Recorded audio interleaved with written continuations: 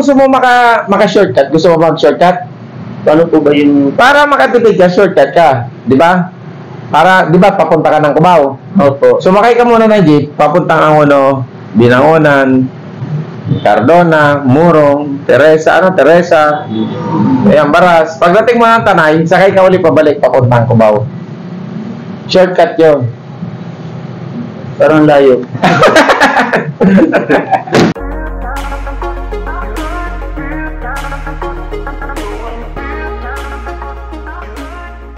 Yan, magandang araw po sa iyo, magandang hapon po sa inyong lahat. Muli po, mayroon tayong isang kaibigan na hindi sinasadyang pumunta dito dahil siya po daw ay nangangailangan ng pamasahe pauwi sa kanilang probinsya sa Laguna. San Pablo, Laguna. Dahil ang kanyang nanay ay namayapa na dala ng karamdaman. Siya po ay pamilya ng mga De La Rosa. Ayan, wala naman po akong masamang ibig sabihin. Ayan.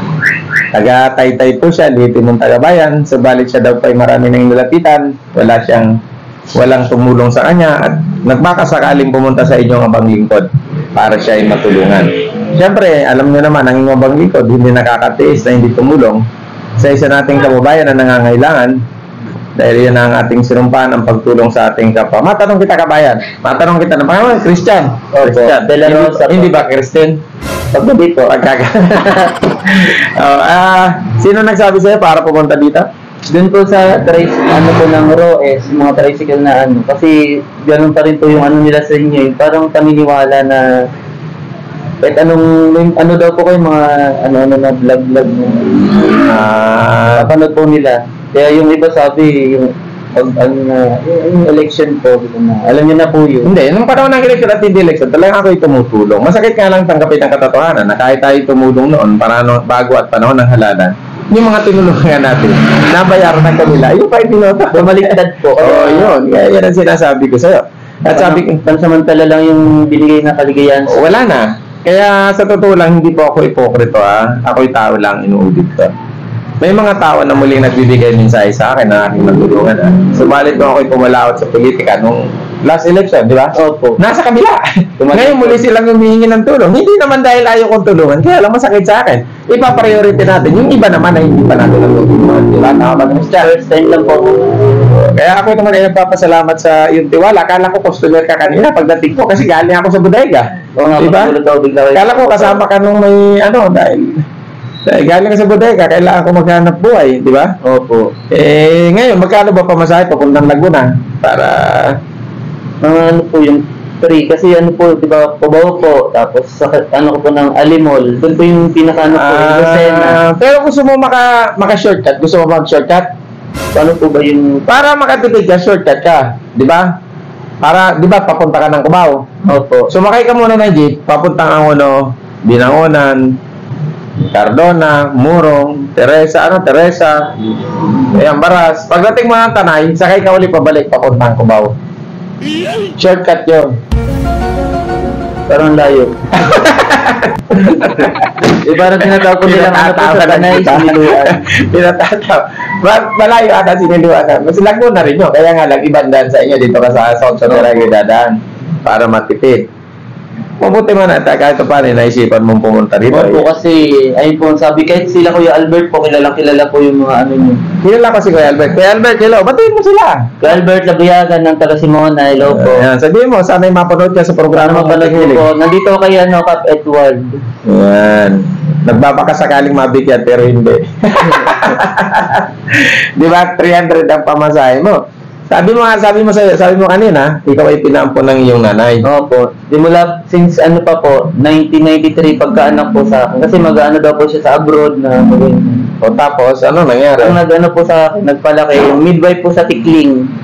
Pasalamatan mo siya. Saan ba siya ngayon? Andun po sa Sitio Simona, Barangay San Isidro po. Pasalamatan mo. Sa'yo nag-ampon sa'yo. Salamat po sa pagpapalaki sa akin na kahit na medyo pasaway, itinuro mo pa rin akong anak. Hindi tulad ng iba na huhusgahan ka po.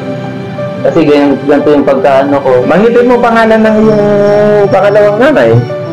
Para at least nalalaman niya na ikaw ay nagpapasalamat sa kanya. Si Elizabeth Barrios Sakuan.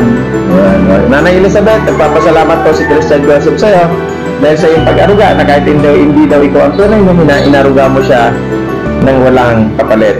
Kaya lang masakit man tanggapin na talagang lahat ay papanaw. Ang ipagpanaw ng ina, ako'y nakikiramay, di ba? Mabutit ako'y bumalik dito dahil ako'y minsan nagtatambay sa bodega dahil naglilibang sa mga manok dahil yun na lang ang pangalis ng aking pagod, di ba? Opo, kahit po kay Mayor Jory, pumunta ako, sabi nandun daw po sa Tanay, sa may parang farm, ano po niya. Sa pa, may manukan kasi siya. Ba't yun si Mayor Jory? Hello po, Mayor Jory. Abangan ko pa yung pagbabalik nyo. Ayan, Mayor Jory. Abangan na lang yung pagbabalik. Ayan. Sabi mo kanina, saan ka pa pumunta kanina? Doon pa po sa may, ano po, sa Barangay Hall ng... Barangay Hall ng?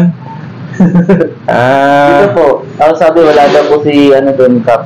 Wala. Yung babae pong nakausap ko. Sana naman? Bouncy. Sa Bausi. Hindi Bausi, Bausi. Ay, Bausi pa. Bausi na alin natin. Ayan, sana naman pag may mga tao, lalo pag tayo nasa barangay o nasa panunungkulan tayo sa ating gobyerno, pag may mga lumapit sa atin, kung ano nga natin iabot, iabot natin. Kagaya po nito, ayan, sinasabi ko sa iyo, Christian, kahapon. Ito po, iyang batang yan, ha? Iyang batang yan. Ha? Kawawa naman po yun. Galing pa ng Baras de Rizal ang kanilang nanay, Lola. At ang kanyang tatay, eto, na-aksidente. Ayan, ang tatay niya na-aksidente sa motor. Ayan. Pumunta dito. Hindi po kami tumatanggap dito ng tutulungan. Dangan nga lang, andito na eh. Hindi ko naman pwedeng pabalikin. Dahil isipin mo, nag-upa pa ng tricycle. Ako na rin nagbayad. Ano kayo po? Kasi umaasa silang hindi mabibigo. Ikaw ba sa pagpunta mo dito, umaasa ka bang ikaw ay mabibigo o umaasa kang ikaw ay masusolusyonan sa problema? Ayun po, umaasa po kasi ako na kasi tulad nung nakaupo kayo, marami na po kayo natulungan pero bumaliktad sa, siyempre, pera ang labanan po sa mga ganyan-ganyan. Kaya yun po, bandang huli, sa inyo pa rin po sila lumalapit. Tayo naman ay unconditional ang ating pagtulong. Kaya nga, ang gaya ng sinabi ko sa iyo, Christian, tao lang ako. Opo. Yung mga natulungan natin, na nakita naman natin na hindi naging tapat sa atin, kumbaga, binabaliwala muna natin ang kanilang mga pakiusap, tinutulungan naman natin, binibigyan natin ng pagkakataon. Yung iba naman, di ba? Para sila matuto sa kanilang mga pagkakamali na nagagawa. Di ba, Christian? Opo, tama naman po. Diba? Sabi mo nga, pag bumalik ka dito, gusto mo sana magkaroon ng trabaho, bagay na hindi ko may papangako sa iyo. Siguro may papangako ko sa iyo kung ikaw ibabalik. Maaari ka tayong matulungan kung ikaw maghanap ng trabaho sa munting paraan ng pinansyal, na matulungan ka para may panggastos. Pero sabihin, mabigyan kita ng trabaho sa ngayon, unang-una kasi mahina negosyo namin ngayon. Opo, matumal nga po. Dahil pwede magbigay ng trabaho ngayon. Ay, kung pwede nga lang magbawas ng tao, nagbawas na ako. Pwede naman po, kahit sa Laguna, doon na lang po ako mag-ano ulit. I-ano ko po yung sarili ko na hindi puro, kahit na marami struggle po sa buhay ko, kinakaya ko po. Sino bang kasama mo sa Laguna kung ikaw uuwi? Sino bang kapisan mo ron? At sino? Ayun din po, yung pinagtrabahoan ko din po doon na sa ano po, Mamian. Mamihan. Opo. Ano naman po yun, pastor po siya ng born again. Saan ba tayo si pastor? Nasaan ikaw Ikaw po, yung pastor, dito po, babalik na lang po ako dyan. Ang hirap po kasi kung saan saan lang napupunta eh. Hayaan mo tayo, kung sakali man, patuloy kang manood dito, dalhin bawunin mo yan. At kung talagang ikaw ay wala nang mapunta at gipit na gipit, maaari kang magbigay ng mensahe dyan sa programang Munting Hiling sa aming Facebook page. At mababasa namin yan, kailangan ilagay mo larawan, baka hindi kita maalala sa dami. At makikita natin. Di ba? At yan, bawunin mo yan, yung aking pangalan. At kung ikaw talagang hirap na doon, maaari ka, nagpapadala kami through GCash sa mga taong naging tapat talaga. Ngayon, Christian, balikan natin yung ngayong pangangailangan. Kailan ka ba alis para papunta sa Laguna? Ngayon po kasi mamayang alas 3 po yung ano ni Mama. Alas 3 ng hapon yung libing. Opo. Makakahabol ka pa kaya? Opo, makakaano pa po ako dito. Kasi ako na lang po ang inaantay. Ako po yung bunso eh. May mga kapatid ka sa Laguna? Opo, nandun po sila. Ay, sana naman, sa mga kapatid po ni Christian dyan, Christian De La Rosa, siya po ay uuwi, tutulungan natin, bibigyan natin ng pamasahe makauwi sa kanyang pinanggalingan, sa kanyang sa lugar na kung saan siya pinagmula sa Laguna dahil sa pagpanaw ng kanyang ina. Siya po ay uuwi na sana sa mga kapatid niya. Ako pinakikusap, paano tanggapin yung maluwag ang inyong kapatid? Yan. Mabuti nga to, 1:2. Isang persona, dalawang pagkatao. Oo. Di ba? Di ba? Baka naman kasi pasaway ka. Yung ano, hindi naman po, medyo ano lang po, palakaibigan. Diretsuhin kita, kung ba hindi nagdodroga? Hindi po. Hindi naman. Alcoholic. Iwasan natin ang pag-inom. Kasi ang pag-inom ng alak, hindi nakakabusog yan, nakakasira ng katawan at nakakasira ng kinabukasan. Ano nga po, tapos sabi ko nila, wag mong damdamin kung bakit siya. Siguro may dahilan daw po kung bakit ako pinaampon sa yun. to. Dapat lagi mo nakakantay. Huwag damdamin Kung may bukas ang kasawi. Diba? Kaya sana, Christian, sa iyong pag-uwi, baunin mo ang aking paalala sa iyo, lahat ng kabiguan may tagumpay. Mahal tayo ng Diyos, lahat ng pighati. Yan, may tagumpay na madadanas, lahat ng pagtitiis ay may tagumpay. At ano man ang ating hangarin na gusto nating makamit, kailangan nating pagsulitatan. Dahil kung ano man ang pinatatayuan ko ngayon, parehas ang ating pinanggalingan, pinaampun din ako ng aking ina, ng aking ama. Pero hindi ako nagalit sa kanila. Bagkus, pinatunayan ko sa kanila na kailangan ko makaahon para sila'y maiahon ko sa hirap. Diba? Okay. Kaya ito ako ngayon, mahirap pa rin. Simple nga lang po kayo, hindi nakamotor lang sabi ko na. Wala tayo, gano'n tayo. Kaya yung mga binagdinan kita, akala ko naman kasama ka ng customer. Pero gano'n pa man, kailangan mo ng pamasahe, di ba? Okay. Kasi totoo lang talaga ako nakita mo pera ko, bariya Kaya inuulit ko po sa inyo ang inyo pong abang lingkod, Cap Edward Pante, hindi po tumatanggap ng mga book-end na tinutulungan. Kailangan pong dumaan kayo sa aming Facebook page ng programang Munting Hiling. Pag-message po kayo doon at pinipili po. Yan. Dito, yan. Munting Hiling by Cap Edward. Mag-message po kayo. Kami po mismo ang pumupunta. Pag napili na po namin, kayo po ay aming pupuntahan. Pero nandito na to at talagang kailangan naman dahil siya uwi sa kanyang lugar o bayang Sinilangan dahil sa pagpano ng kanyang ina, kaya po siya ay natating tutulungan. Di ba? O, bibigyan na lang kita ng 300 ba? Opo, yun. O, sige, 300. O, 1, 2, 3. O, paano yung pagkain mo?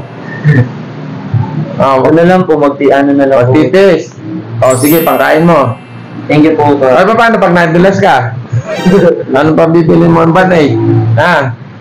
O, pambili mo ng tissue pag umiyak ka sa libing ng nanay mo. O. Yun na. O, di ba? O, siyempre, pagdating mo doon, bibili ka ng pagkain. Di ba? Kahit wala akong pera. O. O, di ba? O, siyempre, pagpunta mo na naman doon, kinabukasan, baka wala rin kayong pang-almusal. O, dagdag mo na rin yan. Thank you po. Ano pa? O, baka naman pag uwi mo doon, wala ka pang toothbrush. Operasyonal na gamit. Bili mo na toothbrush yan. Ano ba bang kailangan mo? Sobra-sobra na. O, baka naman may mga pamangkin na pupunta doon sa hingin ng tulong. Ibigay mo sa kanila. O, ano pa bang dapat? Ano pa? Sobra-sobra na po. Para mo sa isang taong kagaya natin, ang ganyang halagay, malaki na para sa atin. Pero sa tingin ko, hindi pa sapat yan para sa pangangailangan mo. Di ba? Tama? Kaya, itadagdagan natin. Ayan. Yan palagi ko, makakauwi. Ano masasabi mo una sa Panginoon tayo magpasalamat?